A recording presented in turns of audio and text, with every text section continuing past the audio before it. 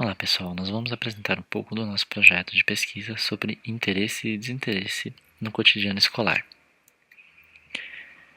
Nós começamos o projeto com um processo de ideação, onde realizamos o brainstorming dentro do macro tema sugerido de análise quantitativa e qualitativa sobre temas do cotidiano escolar.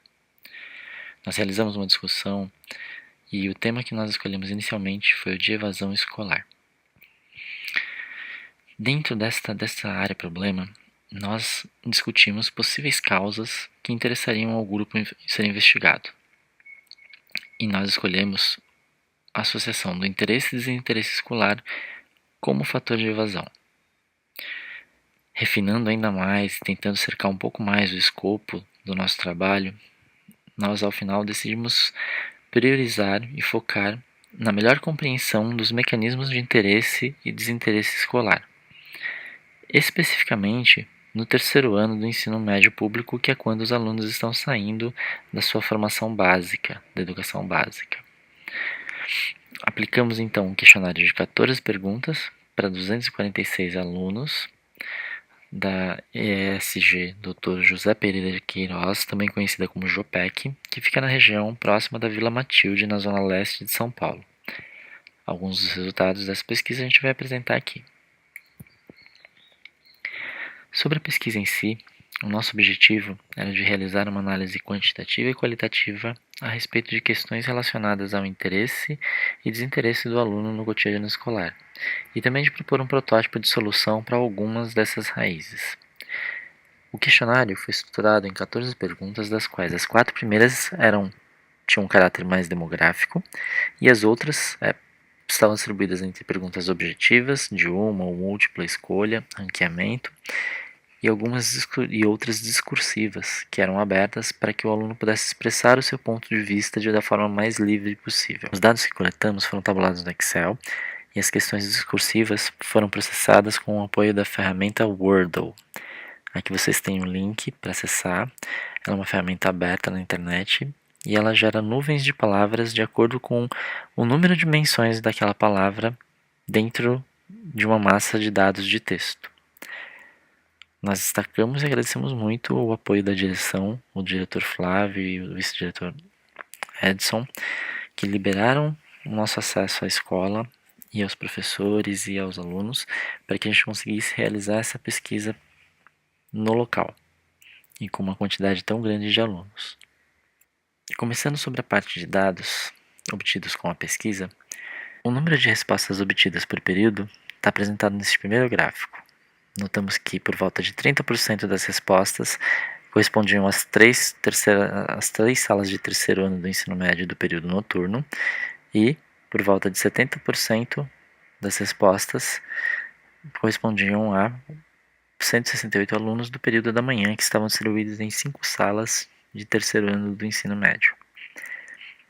Se olharmos do ponto de vista de sexo, 40% das respostas foram do sexo masculino, enquanto que 60% das respostas foram do sexo feminino. Foram respondidas por alunos do sexo feminino. A quantidade de respostas por idade e período escolar mostra uma leve tendência a alunos com uma faixa etária maior encontrarem-se à noite, que é essa parte vermelha do gráfico, contra alunos com faixa etária menor, mais perto da ideal de 16 a 17 anos, se encontrarem no período da manhã. O que é razoável, já que no período noturno é conhecido que os alunos desse período trabalham em uma maior proporção em relação ao período da manhã. Neste gráfico aqui, nós notamos que de todos os alunos, quase 80% dos alunos do período da manhã não trabalham, enquanto que à noite quase 70% dos alunos trabalham. E desses que trabalham à noite, essa parte verde e vermelha correspondem aos que trabalham com uma carga horária de 8 horas ou mais, a 6 horas ou mais, ou 6 horas por dia. Ou seja, a jornada de trabalho dos que estudam no período noturno é maior em relação aos do período da manhã. Nós perguntamos também que tipos de recursos os alunos costumam utilizar nos estudos fora do ambiente escolar. E eles responderam que quando estudam, normalmente não estudam, poucos reportaram que estudam fora do período escolar por livre iniciativa, mas quando estudam, eles estudam próximo de época de prova e trabalhos que são fornecidos pela escola. E quando fazem isso, eles se utilizam da internet disparada. Ela foi o principal recurso utilizado pelos estudantes, internet e o estudo por conta própria. Alguns alunos reportavam que fazem cursinho, ou um cursinho pré-vestibular, ou um curso de línguas, ou algum curso técnico, mas esses foram numa proporção menor. A grande maioria estuda por conta própria, com o apoio da internet, em situações de prova e trabalho escolar. Alguns mencionaram uma carga horária específica, mas essa carga horária varia muito de pessoa para pessoa. Falando agora sobre as perguntas ligadas ao interesse no conteúdo do currículo atual da escola. Nós perguntamos para os alunos, de todas as matérias que estamos apresentando abaixo, quais são as 5 que você prefere? As 5 em ordem de preferência. Neste primeiro gráfico, nós temos destaque para educação física, língua portuguesa, matemática, geografia, história e sociologia como as matérias que receberam o maior número de menção como primeira opção, acima de 20. Se notarmos educação física, teve 55 menções como primeira opção das disciplinas do ensino médio. Português, matemática, geografia, história e sociologia vieram na sequência. Notem que só temos a matéria de matemática, de exatas, entre essas primeiras disciplinas. E que a grande parte delas, 4 das 6, são da área de humanidades, como sociologia, história, geografia e língua portuguesa, excetuando-se educação física, que foi a predileta, está mais ligado à prática de atividades esportivas e físicas. Para entendermos um pouco sobre o que leva o aluno a escolher essas matérias como de maior preferência, nós fizemos uma pergunta perguntando o porquê dessa escolha, o porquê da escolha dessas matérias. Aqui a gente tem uma nuvem de palavras formada pela frequência das palavras encontradas nas respostas dos alunos. Se vocês observarem, o gosto, eu gosto, o identifico, eu me identifico, a identificação pessoal, o interesse, o gosto pessoal é o principal driver dos alunos no que se diz respeito às matérias que mais interessam. Outro ponto que foi muito citado é a facilidade em lidar com esses assuntos. Notem que, usualmente, matemática não é uma matéria popularmente conhecida como fácil pelos alunos. Porém, existe sim uma parcela dos alunos que tem facilidade e que escolhem matemática como primeira opção. E não é uma parcela desprezível. Algo que nós notamos é que assim, a distribuição do interesse ela é muito diversa. Ela não é concentrada entre eu gosto de matéria de humanas, eu gosto de matéria de exatas. Existem casos assim, mas em geral é muito comum ter alunos que escolhem física como primeira,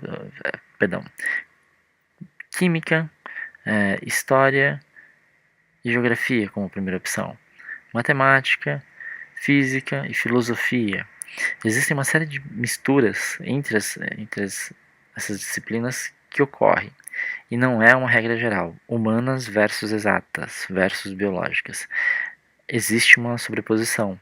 E ela está muito associada a essa identificação, o gosto pessoal. E um outro ponto que é muito relevante. A presença de professores que inspirem interesse para cada uma dessas matérias. Nós vamos passar agora para a parte dos dados referentes ao desinteresse escolar. Nós perguntamos, de todas essas matérias do currículo atual, quais são aquelas que você escolheria não cursar, se você tivesse essa opção. E agora, há uma altíssima concentração em 3 matérias. Todas elas receberam mais de 110 menções. se desconsiderarmos a ordem de desinteresse. Só a matemática sozinha recebeu 114 menções como a de maior desinteresse a que o aluno escolheria não fazer. Logo depois vem física, com 53 menções, como primeira opção de matéria que não seria escolhida pelo aluno, e química como terceira. Ao investigarmos o porquê, quando perguntamos para os alunos o porquê da escolha dessas matérias, mais uma vez, não gosto, eu acho difícil, a dificuldade foi uma palavra muito presente. Não, se vocês olharem para o gráfico, para a nuvem de palavras, a palavra não aparece.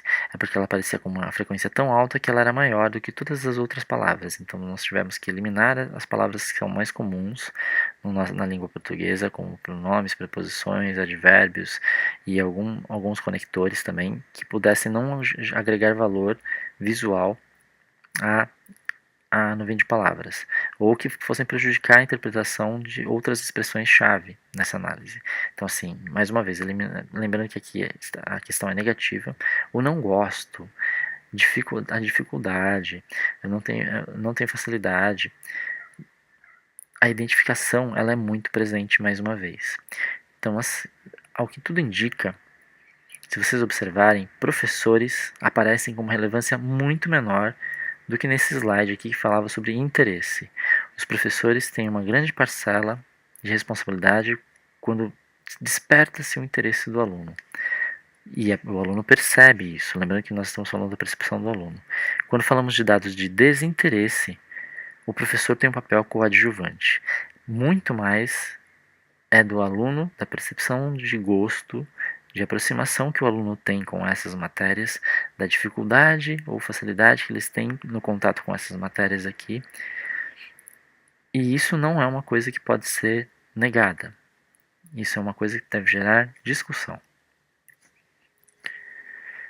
Para provocar, o nosso grupo escolheu alguns temas e projetos que foram sugeridos aos alunos.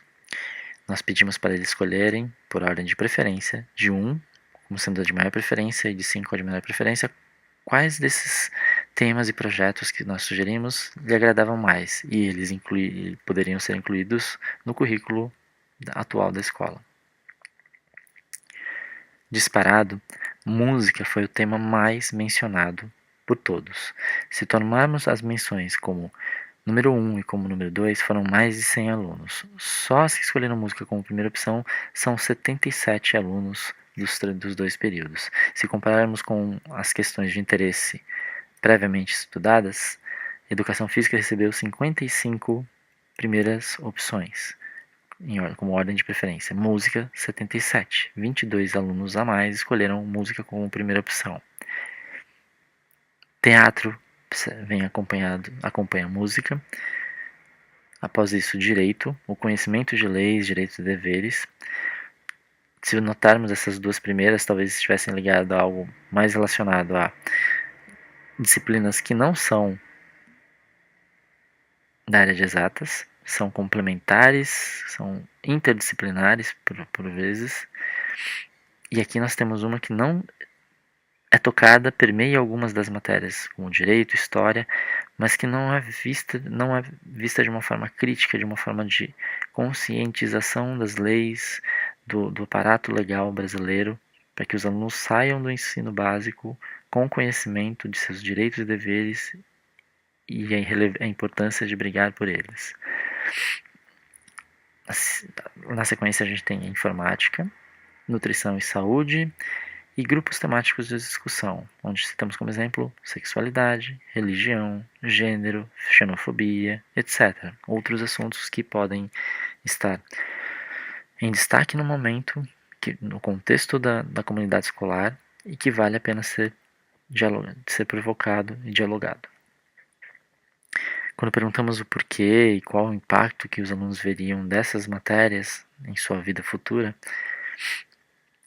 muitos dos alunos destacaram que isso ajudaria a trazer mais conhecimento para um futuro melhor, para a vida, para gerar mais impacto, para ter uma maior percepção do ser, assim, de si mesmo e também de sua relação com o mundo. Então, assim, existe uma percepção de que esses temas, eles trariam conhecimentos que fossem de fato úteis para a vida. Eles aprenderiam de fato melhor. A música foi algo muito citado. Sabemos que a música, como parte da arte, ela é, de uma certa forma, universal. Independente de línguas e culturas, ela tem sua capacidade de atração. E talvez isso está refletido aqui.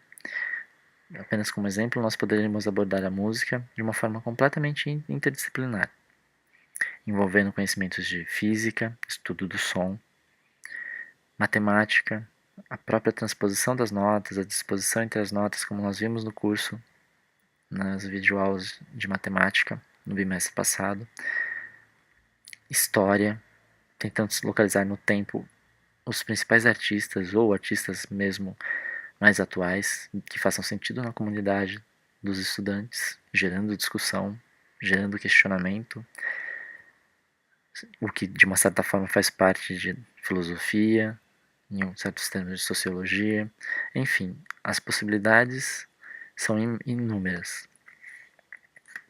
Seguindo adiante, nós perguntamos opiniões sobre o contexto e a organização e estrutura da escola. Na pergunta sobre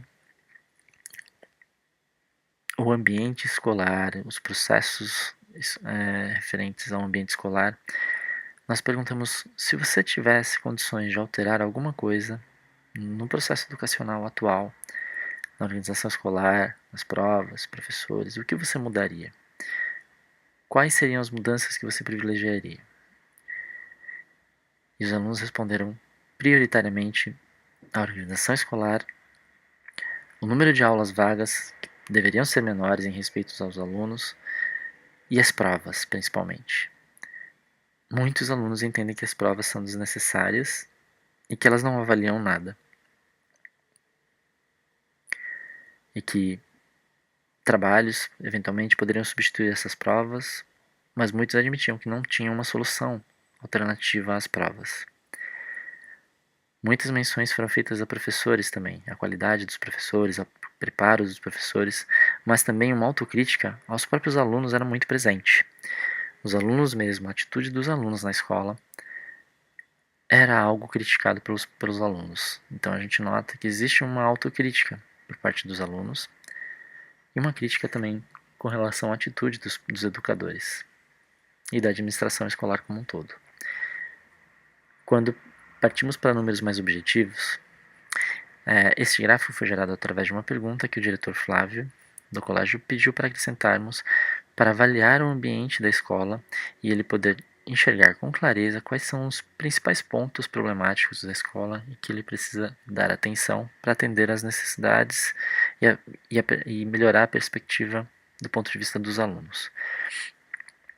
Se olharmos nesse gráfico, biblioteca, laboratórios, visitas externas a museu, teatro, parques e outros programas culturais, higiene, segurança e a cantina e a merenda, a alimentação escolar, fornecida pelo governo também, foram os tópicos mais citados como ruim, entre ruim e regular. Com relação à biblioteca, ouvia-se muitos comentários de que a biblioteca estava fechada, tinha materiais de reforma dentro dela, laboratórios, muitos nem conheciam da existência.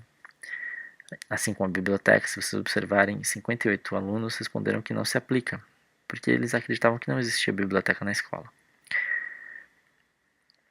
E assim por diante.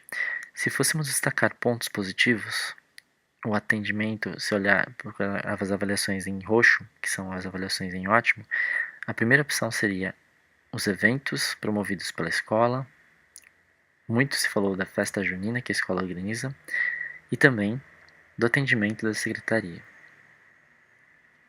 seguido pelo material didático fornecido pelo governo e pela diretoria.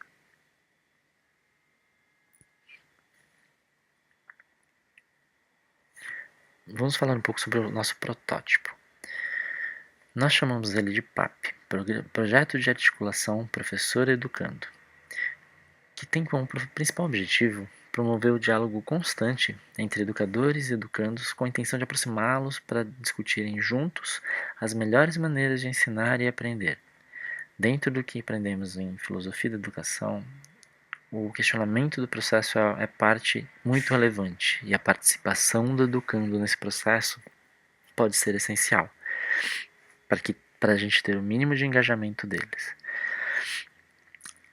A inserção de novos temas de uma forma que a gente provoque as disciplinas regulares que hoje são fragmentadas e a formação de grupos de discussão dos temáticos também seriam abordados dentro desse projeto de articulação entre os professores, o ambiente de educadores e os educandos.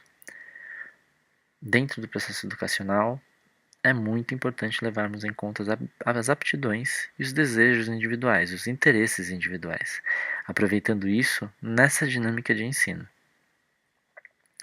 A formação deve contribuir essencialmente para a vida futura de cada um, e assim também para o exercício da cidadania pelo coletivo. Falando ainda sobre o PAP, a nossa ideia é de aproximar e estabelecer um momento específico e possivelmente semanal entre educadores e educandos para discutirem o processo de aprendizagem, para discutirem possibilidades de inovar a forma de aprender as matérias, a forma de aprender o que é necessário no ensino médio ou no ensino fundamental. A ideia seria de juntarmos professores e alunos e pessoas que queiram participar desse processo de discussão, para que eles dialoguem quais são as principais dores de cada uma das perspectivas e que juntos eles pensem numa solução que possa atender aos vários pontos de vista. E por que não incluir alguns desses novos temas nessas discussões,